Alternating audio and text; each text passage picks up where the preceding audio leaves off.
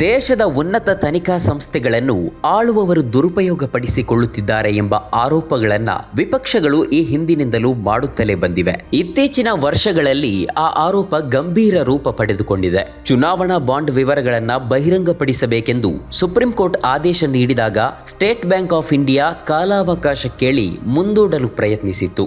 ಆದರೆ supreme court ಖಡಕ್ ಆಗಿ ಕೊಡಲೇಬೇಕು ಎಂದು ಹೇಳಿದಾಗ ಕೊನೆಗೂ ಚುನಾವಣಾ ಬಾಂಡ್ ವಿವರಗಳನ್ನು ಚುನಾವಣಾ ಆಯೋಗಕ್ಕೆ ಸಲ್ಲಿಸಿತ್ತು. ಆಯೋಗ ಆ ಮಾಹಿತಿಗಳನ್ನು ನಿಗದಿತ ದಿನಕ್ಕಿಂತ ಒಂದು ದಿನ ಮುಂಚಿತವಾಗಿಯೇ ವೆಬ್ಸೈಟ್ನಲ್ಲಿ ಪ್ರಕಟಿಸಿದೆ. ಇದೀಗ ಬಹಿರಂಗಗೊಂಡ ಮಾಹಿತಿಯಲ್ಲಿ ಹಲವಾರು ಕುತೂಹಲಕಾರಿ ಅಂಶಗಳು ಹೊರಬರುತ್ತಿವೆ.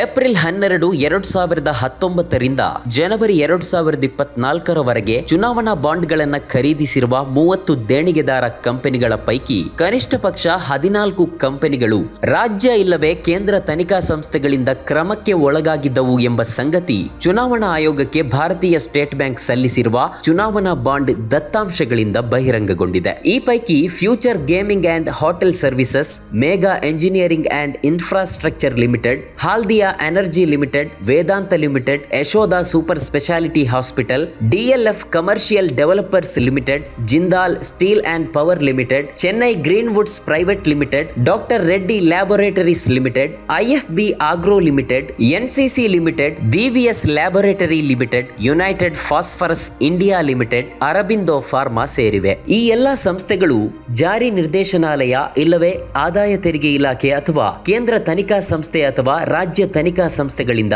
ದಾಳಿಗೊಳಗಾಗಿದ್ದವು.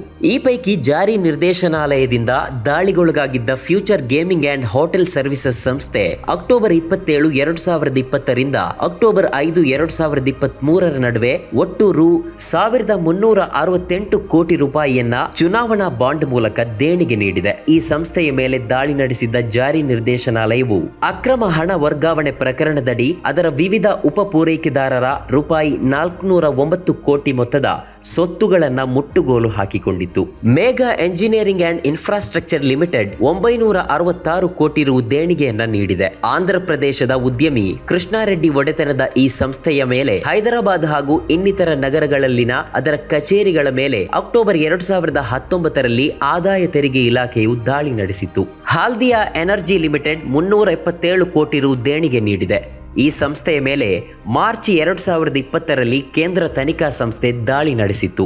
ವೇದಾಂತ ಲಿಮಿಟೆಡ್ 400 ಕೋಟಿ ರು ದೇಣಿಗೆ ನೀಡಿದೆ.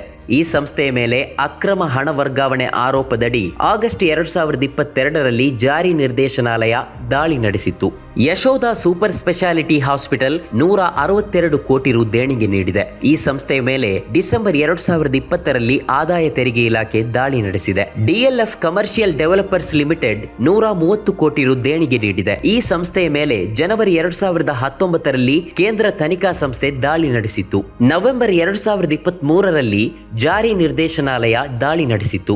Jindal steel and power limited 123 ಕೋಟಿ ರು ದೇಣಿಗೆ ನೀಡಿದೆ. ಈ ಸಂಸ್ಥೆಯ ಮೇಲೆ ಏಪ್ರಿಲ್ 2022ರಲ್ಲಿ ಜಾರಿ ನಿರ್ದೇಶನಾಲಯ ದಾಳಿ ನಡೆಸಿತು. ಚೆನ್ನೈ ಗ್ರೀನ್ವುಡ್ಸ್ ಪ್ರೈವೇಟ್ ಲಿಮಿಟೆಡ್ 105 ಕೋಟಿ ರು ದೇಣಿಗೆ ನೀಡಿದೆ. ಈ ಸಂಸ್ಥೆಯ ಮೇಲೆ ಜುಲೈ 2021ರಲ್ಲಿ ಆದಾಯ ತೆರಿಗೆ ಇಲಾಖೆ ಅಧಿಕಾರಿಗಳು ದಾಳಿ ನಡೆಸಿದ್ರು. ಡಾಕ್ಟರ್ ರೆಡ್ಡಿಸ್ ಲ್ಯಾಬೋರೇಟರೀಸ್ ಲಿಮಿಟೆಡ್ 80 ಕೋಟಿ ರು ದೇಣಿಗೆ ನೀಡಿದೆ. ಈ ಸಂಸ್ಥೆಯ ಮೇಲೆ ನವೆಂಬರ್ 2023ರಲ್ಲಿ ಆದಾಯ ತೆರಿಗೆ ಇಲಾಖೆ ದಾಳಿ ನಡೆಸಿತ್ತು. ಐಎಫ್ಬಿ ಆಗ್ರೋ ಲಿಮಿಟೆಡ್ 92 ಕೋಟಿ ರು ದೇಣಿಗೆ ನೀಡಿದೆ. ಈ ಸಂಸ್ಥೆಯ ಮೇಲೆ ಜಿಎಸ್ಟಿ ನಿರ್ದೇಶನಾಲಯ ದಾಳಿ ನಡೆಸಿತ್ತು. ಎನ್ಸಿಸಿ ಲಿಮಿಟೆಡ್ 60 ಕೋಟಿ ರು ದೇಣಿಗೆ ನೀಡಿದೆ. ಈ ಸಂಸ್ಥೆಯ ಮೇಲೆ ನವೆಂಬರ್ 2022ರಲ್ಲಿ ಆದಾಯ ತೆರಿಗೆ ಇಲಾಖೆ ದಾಳಿ ನಡೆಸಿತ್ತು. ದಿವಿಎಸ್ ಲ್ಯಾಬೋರೇಟರಿ ಲಿಮಿಟೆಡ್ 55 ಕೋಟಿ ರು ದೇಣಿಗೆ ನೀಡಿದೆ. ಈ ಸಂಸ್ಥೆಯ ಮೇಲೆ ಫೆಬ್ರವರಿ 2019ರಲ್ಲಿ ಆದಾಯ ತೆರಿಗೆ ಇಲಾಖೆ ಕ್ರಮ ಕೈಗೊಂಡಿತ್ತು. ಯುನೈಟೆಡ್ ಫಾಸ್ಫರಸ್ ಇಂಡಿಯಾ ಲಿಮಿಟೆಡ್ 50 ಕೋಟಿ ರು ದೇಣಿಗೆ ನೀಡಿದೆ. ಈ ಸಂಸ್ಥೆಯ ಮೇಲೆ ಜನವರಿ 2020ರಲ್ಲಿ ಆದಾಯ ತೆರಿಗೆ ಇಲಾಖೆ ದಾಳಿ ನಡೆಸಿತ್ತು. ಅರಬಿಂದೋ ಫಾರ್ಮಾ 1.6 ಕೋಟಿ ರು ದೇಣಿಗೆ ನೀಡಿದೆ. ಈ ಸಂಸ್ಥೆಯ ಮೇಲೆ ನವೆಂಬರ್ 2022ರಲ್ಲಿ ದಾಳಿ ನಡೆಸಿದ್ದ ಜಾರಿ ನಿರ್ದೇಶನಾಲಯ ಸಂಸ್ಥೆಯ ನಿರ್ದೇಶಕ ಶರತ್ ರೆಡ್ಡಿಯನ್ನ ಬಂಧಿಸಿತ್ತು. ಈ ಮೂಲಕ ಬಿಜೆಪಿಗೆ ಕೋಟಿಗಟ್ಟಲೆ ಹಣ ಕೊಟ್ಟವರು ಯಾರು ಮತ್ತು ಯಾಕೆ ಅವರು ಹಣ ನೀಡಿದ್ದಾರೆ ಎಂಬುದು ಚುನಾವಣೆಗೆ ಮೊದಲೇ ಬಯಲಾಗಿದೆ. ದೇಶದ ಉನ್ನತ ತನಿಖಾ ಸಂಸ್ಥೆಗಳನ್ನು ಯಾವ ರೀತಿಯಲ್ಲಿ ದುರುಪಯೋಗಪಡಿಸಲಾಗುತ್ತಿದೆ ಎಂಬ ಆರೋಪಗಳಿಗೆ ಈ ಮಾಹಿತಿಗಳು ಪುಷ್ಟಿ ನೀಡುವಂತಿದೆ.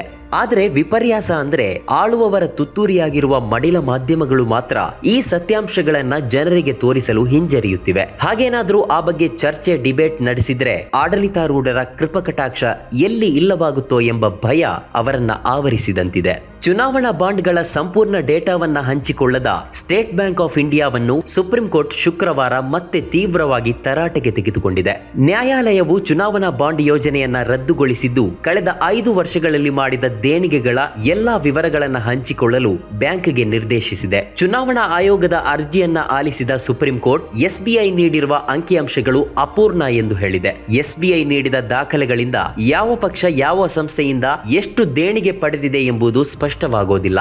ದಾನಿಗಳು ಮತ್ತು ರಾಜಕೀಯ ಪಕ್ಷಗಳೊಂದಿಗಿನ ಈ ಸಂಬಂಧವನ್ನ ಬಹಿರಂಗಪಡಿಸುವಂತೆ ಸ್ಟೇಟ್ ಬ್ಯಾಂಕ್ಗೆ ನ್ಯಾಯಾಲಯ ಹೇಳಿದೆ.